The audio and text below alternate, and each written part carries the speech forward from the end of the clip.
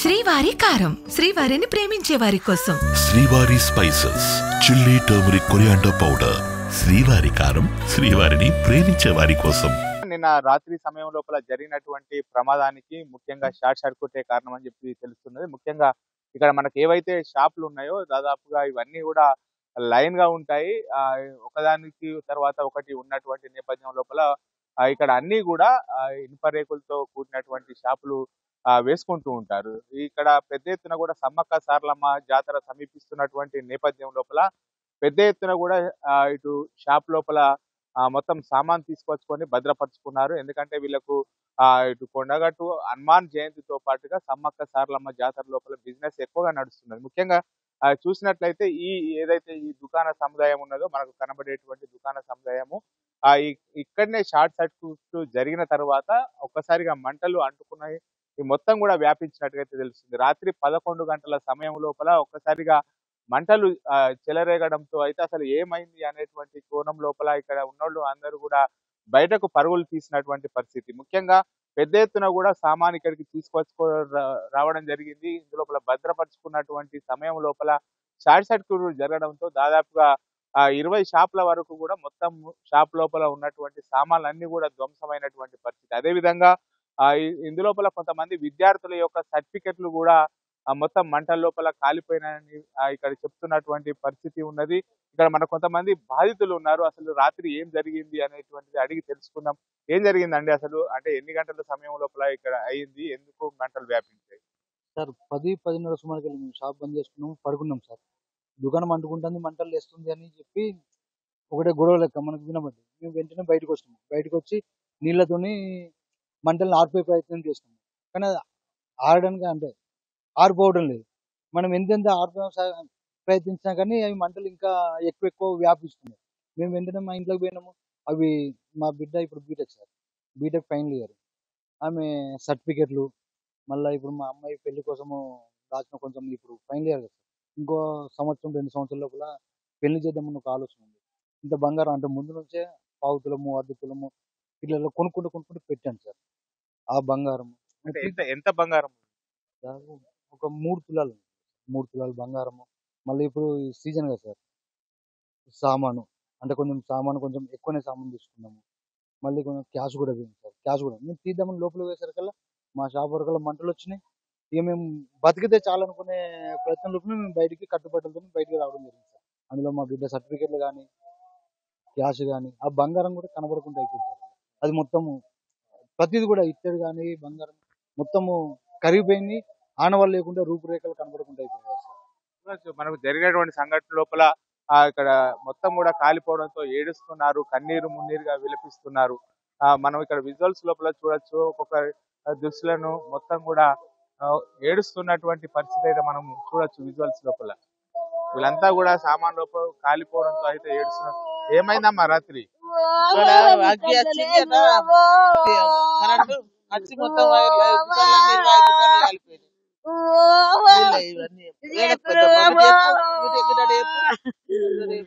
అయ్యా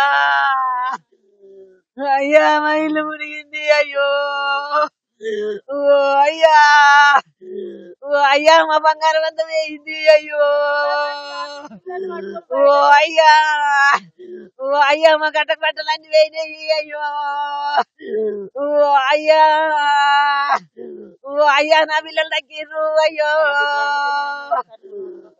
ఎన్ని గంటలకు అంటుకుందమ్మా? ఎన్ని గంటలకు అంటుకుంది? 10:30కు. అయ్యా అయ్యా అక్కడికి వెళ్ళొచ్చింది. అయ్యా నా పిల్లగాడు అన్నవన్నాడు. అయ్యా ఎంత మొగాతుందని తెలుగురికి వచ్చిండు. అయ్యా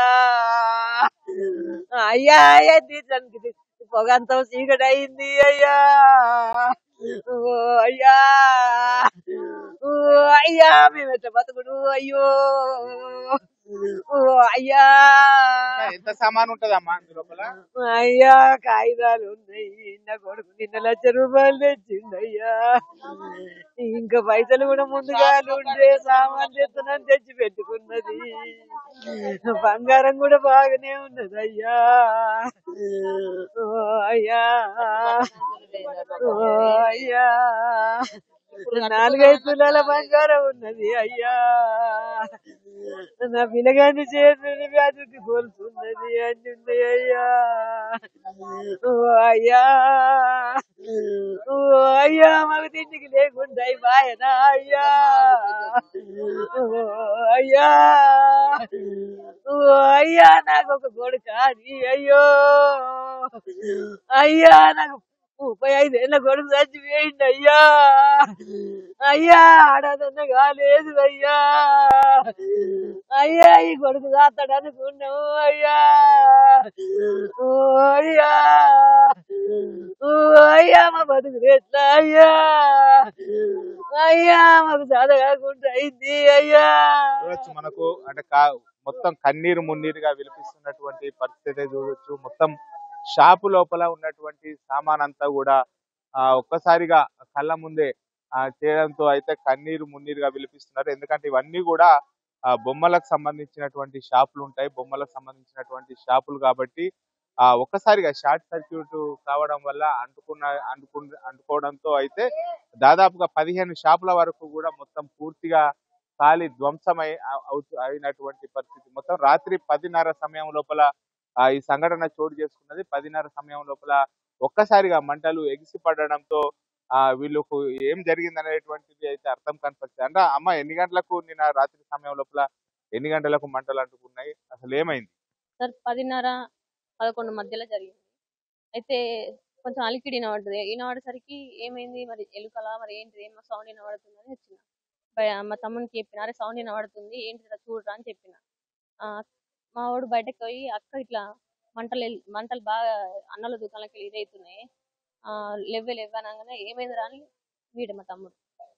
అరే మంటలు వస్తున్నాయి అక్క అని అనేసరికి నేను బయటకు పోయి మోటార్ వేసి పట్ట నీళ్ళు పట్టరా అని మోటార్ వేసి నీళ్ళు పట్టినాక అసలు ఎంత ఆర్పినా కానీ ఆరలేవు.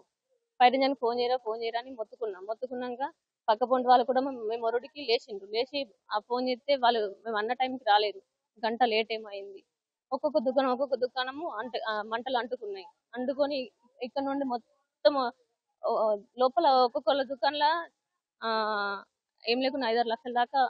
అంటే ఫైర్ ఇంజన్ కు మీరు కాల్ చేస్తే వెంటనే స్పందించలేదా? స్పందించారు కానీ దానికి ఏదో ట్రబుల్ ఇచ్చిందని లేట్ అయింది. కానీ ఫైర్ ఇంజన్ తొందర వస్తే ఇంతగానము ఆస్తి నష్టం జరగకపోతుండే. ఒక 2-3 దుకాణాలు అట్లా అవుతుండే తొందర వస్తే. ఫోన్ చేసిన తర్వాత ఎన్ని గంటలకు వచ్చింది? 1:30 తర్వాత వచ్చింది. మరి అది ఏం ట్రబుల్ ఇచ్చిందో మాకు తెలియదు, లేట్ అయితే అయింది. కానీ తొందర వస్తే మాత్రం మాకు ఇంత ఆస్తి నష్టం జరగకపోతుండే సార్. బాగా అంటే మాకు ఒక్కొక్క దుకాణంలో 10 లక్షల దాకా పోయింది. మా దుకాణంలో కట్టుబట్టలతో ఉన్నాం సార్. మొత్తం ఒక్కొక్క దుకాణంలో 10 లక్షల దాకా ఆస్తి నష్టం జరిగింది. మేము సమ్మక్కల కోసం సామాన్ పేర్లు పెట్టుకున్నాం, అదొక 3-4 లక్షల దాకా ఉంటుంది.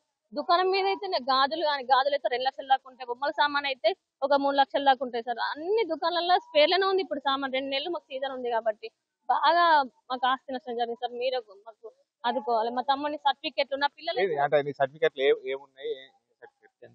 10th short memo long, inter short memo long, pan card, cash income సర్టిఫికెట్లు, పాస్పోర్ట్, అన్ని సర్టిఫికెట్లు చాలా బాగా అన్ని పోయినాయి. కాలిపోయి పూర్తయిపోయినాయి. ఇక్కడ ఉండే